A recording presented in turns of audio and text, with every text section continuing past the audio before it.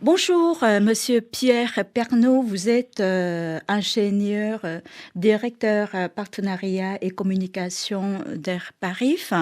Aujourd'hui, quelle est réellement la qualité de l'air à Paris? Est-ce qu'on respire un air plus propre qu'il y a 10, 15 ou 20 ans? Oui, on respire un air plus propre qu'il y a 10 ans, 15 ans ou même 20 ans. Puisqu'on a sur les principaux polluants eu une amélioration. Pour vous donner quelques chiffres, on a une baisse de 40% du niveau d'exposition de la population au dioxyde d'azote. Le dioxyde d'azote, c'est un polluant principalement émis par le trafic routier et qui a des impacts sur notre santé respiratoire sur ces 10 dernières années, donc une baisse de 40%. Et sur un autre polluant qui sont les particules fines, c'est-à-dire les particules inférieures à 2,5 microns, polluants émis par diverses sources, dont le chauffage, mais aussi le trafic routier, on a une baisse de l'ordre de 30% sur les 10 dernières années. Et ce polluant des particules fines, il est important puisqu'il va avoir un impact, lui, sur notre santé cardiovasculaire. Quelles sont aujourd'hui les principales sources de pollution à Paris? C'est plutôt le trafic routier ou le chauffage ou l'industrie ou autre chose? Alors, c'est une question intéressante parce qu'elle montre la complexité du sujet de la pollution de l'air. En fait, il faut bien savoir que derrière pollution de l'air, on a différents polluants. Et ces polluants, ils peuvent être plus ou moins générés par telle ou telle source. Je vais juste vous donner un exemple.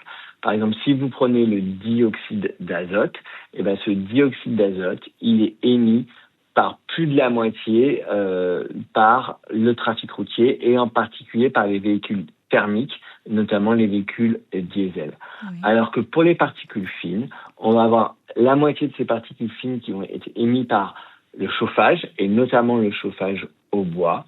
On va avoir 20% émis à peu près par le trafic routier et le reste par les autres sources, notamment les chantiers par exemple. Est-ce que certains quartiers ou certaines populations sont plus exposés que d'autres à la pollution de l'air? Alors, c'est vrai aussi, puisque en fait, sur une pollution de l'air, généralement, plus vous allez être proche des sources de pollution, plus vous allez être exposé. Et donc, sur une ville comme Paris, les populations les plus exposées seront celles généralement à proximité des grands axes de circulation parisiens ou du boulevard périphérique. C'est là où on relève les niveaux de dioxyde d'azote. Là, on parle en termes d'exposition à la pollution directe. Mais il faut aussi savoir que différentes populations peuvent être plus ou moins vulnérables à cette pollution. Donc, je vais la refaire. Il faut savoir aussi que différentes populations peuvent être plus ou moins vulnérables à cette pollution. C'est le cas notamment des populations défavorisées qui vont avoir moins d'accès au système de soins, qui vont avoir moins de capacité de se retirer de ces zones d'exposition à la pollution et qui vont aussi être exposés à d'autres sources de nuisances environnementales qui peuvent être le bruit, qui peuvent être l'air intérieur, qui peut être l'habitat indigne. Et ça va être des sources supplémentaires qui peuvent détériorer leur santé. Et d'après vous, comment les politiques écologiques ont permis l'amélioration de l'air à Paris?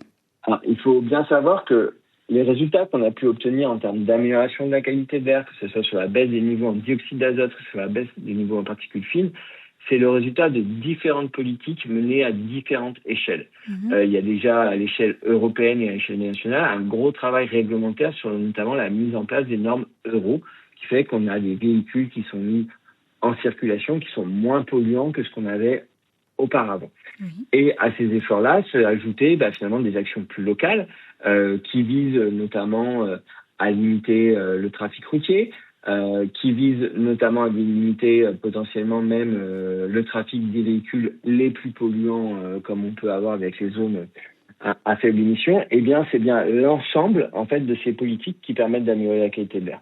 Sur Paris, on a récemment fait une étude pour essayer finalement de voir comment toutes ces politiques ont contribué à cette amélioration. Et donc, si on prend toujours le dioxyde d'azote, on peut voir que 55% de la baisse en dioxyde d'azote, donc à peu près plus de la moitié, elle est liée à la modernisation du parc roulant. Donc, au fait que les véhicules qui circulent sont moins polluants que ceux qu'on avait auparavant. Ça, c'est pas le fruit du hasard, c'est le fruit de la réglementation européenne, de la réglementation nationale, mais aussi de la mise en place au niveau local de la zone à faible émission. Et puis on a un quart de cette baisse qui est liée à la réduction du trafic routier. Et donc là, c'est vraiment les politiques qui ont été mises en place pour limiter la place de la voiture en ville, qui ont permis à un quart de participer à la baisse de cette pollution en dioxyde d'azote. Et puis les 20% restants, en fait, c'est les autres sources de pollution au niveau local, au niveau parisien, mais aussi au niveau régional qui ont pu contribuer à cette baisse. Pour un autre polluant qui est les particules fines, vous allez avoir d'autres contributions pour le trafic routier. Vous aurez 39%, 40% qui est lié à la baisse. Un peu moins de 20%, excusez-moi, je vais la refaire. Oui. Pour les particules fines, vous avez d'autres pourcentages, puisque vous avez à peu près 40% de l'amélioration en particules fines qui est liée à la modernisation du parc roulant, donc au fait toujours qu'on a des véhicules de moins roulants. Un peu moins de 20% qui est lié à la réduction du trafic routier, et puis une part beaucoup plus importante qui est liée au travail qui a été fait sur les autres sources de pollution, et notamment sur le chauffage, et en particulier le chauffage au bois, qui, pour rappel, est le principal émetteur de particules fines. Est-ce que les mesures comme les zones à faible émission ou la réduction de la circulation fonctionnent vraiment pour améliorer la qualité de l'air de Paris ? Oui, ça fonctionne, ça y contribue, mais c'est pas non plus l'alpha et l'oméga. C'est ce que j'essaie de vous expliquer, c'est que c'est bien en matière de qualité de l'air, la somme de plusieurs mesures qui permettent d'avoir des résultats. On a pu toutefois quand même quantifier en fait l'apport de la mise en place par exemple de cette zone à faible émission, puisqu'en fait la zone à faible émission, elle a permis de participer à 14% de la baisse des émissions qu'on a pu observer sur la métropole du Grand Paris depuis la mise en place de cette zone à faible émission en 2017. Malgré ces progrès, les niveaux de pollution restent encore au-dessus des recommandations de l'Organisation mondiale de la santé. D'après vous, pourquoi ? Pourquoi ? Parce qu'on part de loin. On part avec des niveaux de pollution qui étaient importants. Et puis, on a des recommandations de l'Organisation mondiale de la santé qui ont été mises à jour il y a maintenant 4 ans et qui ont été mises à jour puisque les connaissances scientifiques se sont améliorées et on s'est aperçu que les effets de la pollution de l'air sur la santé avaient lieu à des concentrations encore plus faibles que ce qu'on pensait auparavant. Donc, il faut continuer dans cette voie de l'amélioration pour pouvoir atteindre un jour ces recommandations de l'Organisation mondiale de la santé. Mais c'est un élément vraiment important de rester dans cette dynamique, même si, pour le moment, on n'est pas en capacité de respecter ces recommandations de l'Organisation mondiale de la santé sur l'ensemble des polluants à Paris et en région parisienne. Oui, Monsieur Pierre Pernaut, vous êtes ingénieur, directeur de partenariat et de communication d'Air Paris. Si vous deviez citer des mesures prioritaires pour améliorer rapidement la qualité de l'air à Paris, lesquelles seraient-elles ? Alors là, on en revient à ce qu'on a dit, c'est-à-dire on a vu que les deux sources principales de pollution sur Paris, c'est le trafic routier et c'est le chauffage, et donc c'est des mesures qui viseront en fait ce type d'activité. C'est notamment avoir moins de véhicules thermiques polluants qui circulent dans Paris, et c'est aussi limiter le recours au chauffage au bois, notamment d'appoint et d'agrément qui peut avoir lieu à Paris, alors qui est très très faible, mais qui est malheureusement très très émetteur de polluants. Il est très faible en termes de présence, en termes d'activité, mais il est très émetteur de particules fines, et ça c'est un élément aussi important. Est-ce que vous pouvez faire la comparaison de la pollution entre Paris et d'autres grandes villes européennes, par exemple Berlin ou Londres ? Alors, Paris, en termes de qualité de l'air et l'agglomération parisienne dans sa globalité, en fait, se situe un petit peu comme Londres et le Grand Londres. Et ça s'explique assez facilement parce qu'en fait, on a le même type d'activité, on a le même type de taille d'agglomération, et on a aussi finalement un climat, une météo qui est assez similaire. Et ça, c'est un élément important à prendre en compte parce qu'en fait, quand on parle de qualité de l'air, on va parler du couple que forment les conditions météo qui vont disperser la pollution et les émissions de polluants, les activités qui vont émettre les polluants.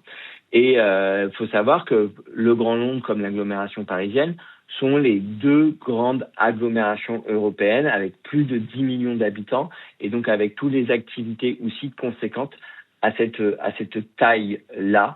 Et c'est pour ça aussi qu'on a des niveaux de pollution assez comparables, avec pas exactement les mêmes actions qui ont été mises en place pour diminuer cette pollution dans ces 2 grandes agglomérations européennes, mais en tout cas des politiques d'amélioration de la qualité de l'air qui étaient ambitieuses dans les 2 cas.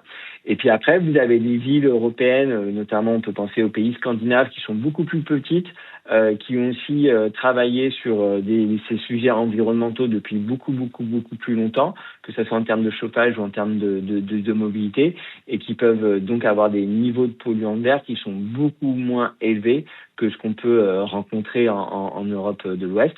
Et puis, à l'inverse, vous avez en Europe centrale des villes et des agglomérations qui sont bien évidemment pas aussi grandes que celles de Paris, mais avec des niveaux de polluants et notamment de particules fines, voire de soufre, qui peuvent encore être très importantes, notamment liées au trafic routier, mais surtout en fait aux choix énergétiques qui sont faits et à l'usage de centrales thermiques pour produire de l'énergie, notamment à base de combustibles fossiles. Selon EPARIF, il y a non seulement des progrès dans la lutte contre la pollution de l'air à Paris, mais aussi contre le réchauffement climatique. Vous pouvez expliquer ? Oui, en fait, quand on va notamment limiter l'usage des fuels fossiles pour produire de l'énergie, ou pour que ce soit pour se déplacer à travers les voitures thermiques ou pour se chauffer, on va avoir dans la plupart des cas finalement un co-bénéfice en matière de pollution de l'air et de lutte contre le changement climatique. Parce qu'on va à la fois limiter les émissions de polluants de l'air, de NO2, de PM2,5, mais aussi limiter les émissions de dioxyde de carbone. Par exemple, toujours pour prendre l'exemple parisien, sur les 10 dernières années où on a une baisse de 35% des émissions de CO2, et sur cette baisse de 35% des émissions de CO2, il y en a un quart qui est lié à la modernisation du parc roulant, donc au fait que les véhicules qui roulent polluent moins, et 75% qui est lié à la réduction du trafic routier, à savoir la réduction de la place de la voiture en ville. Oui, et que peuvent faire concrètement les Parisiens pour réduire encore la pollution de l'air au quotidien ? Alors déjà, c'est de contribuer à cette amélioration, à cette réduction, en choisissant des modes de mobilité quand c'est possible les moins polluants possibles dans leur déplacement quotidien, et puis aussi en choisissant des modes de chauffage les moins polluants possibles. Donc là, c'est essayer d'éviter bien évidemment le chauffage au bois, que ce soit principal à Paris, c'est pas le cas, mais en tout cas d'agrément ou d'appoint. Il y a aussi potentiellement un sujet sur les chauffages qui s'appuient sur les énergies fossiles, et ça permettra des co-bénéfices en matière de polluants de l'air et aussi de changements climatiques, et de plutôt choisir des modes de chauffage électriques, voire la géothermie, et puis aussi potentiellement de s'orienter plutôt vers des systèmes de chauffage collectifs qui permettent aussi d'optimiser un petit peu plus ces sujets d'émissions de gaz à effet de serre et d'émissions de polluants de l'air. Oui, je fais le rappel. Monsieur Pierre Pernaut, vous êtes ingénieur, directeur de partenariat et de communication d'EPARIF. Merci d'avoir accordé à RFI cet entretien. Merci beaucoup.